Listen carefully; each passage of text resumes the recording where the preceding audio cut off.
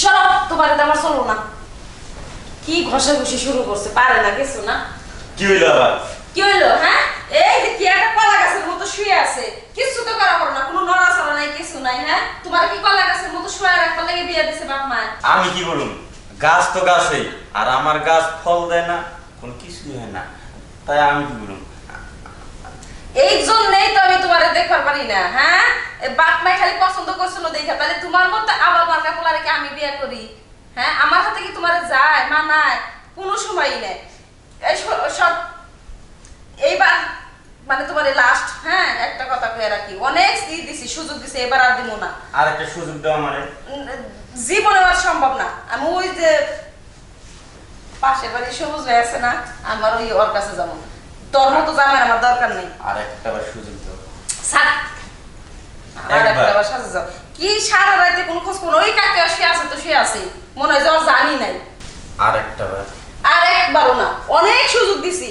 তোর সাথে আমার 7-8 বছর ধরে বিয়ে হয়েছে, এই 7-8 বছরে আমি তোর সুযোগ দিছি। আর তুই যে কি মানুষ এটা আমি আশেপাশে কেউ জানাই নি।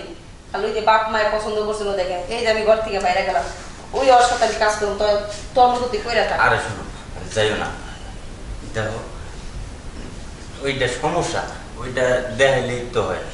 কবিরাজ দেখানো আর না ডাক্তার দেখানো, তারপর সমস্যার সমাধান হবে। সকালবেলা নিয়ে যাইব। তোমার বড় ডাক্তারের কাছে নিব, কত বড় বড় হসপিটালে নিলাম, তাতে কাজ হইলো না। আর কতই কাজ হইব, কাজ হইব না তোরে দিয়ে। আমি এই করুম নি, কি তুমি খালি আমার সাইনবোর্ডে থাকবা, আর আমি বাইরে কাজ কাম চালাবো। কি কাজ কাম চালাবো মানে? বাইরেও কাম করবা? তাহলে তুমি না করলে আমি কি করবো? আমি কি যেমন মরে থাকবো? হ্যাঁ, তোমার মতো আমি বের হওয়া আমার বাড়ি থেকে। আরে শোনো, দেখো এমনি যদি কাজ করি, রাগারাগি করতেছো কে? কাজ যে এরকম করে চললে তো আর সংসার হবো না।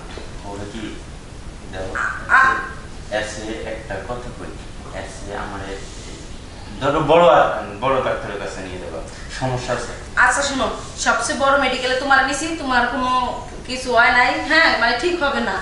আর তুমি খালি আমার সাইনবোর্ডে থাকো, আমি বাইরে থেকে কাজ কাম করে হবো। তুমি খালি আমার সাইনবোর্ড, আর কিচ্ছু না। দেখো যা হয়েছে হয়েছে, আজকে আগাবার ঘুমাই, কালকে ডাক্তার গেছিলাম, সকালবেলায় ডাক্তার গেছিলাম, যাই হারাম দাদারে আগে দেখাবো, তারপরে বাইরে কথা। হর্ষে যাইতে মানুষ তার কথা এখন মন চায় না, পারে না কিছু না, আবার বড় বড় লেকচার দিবে।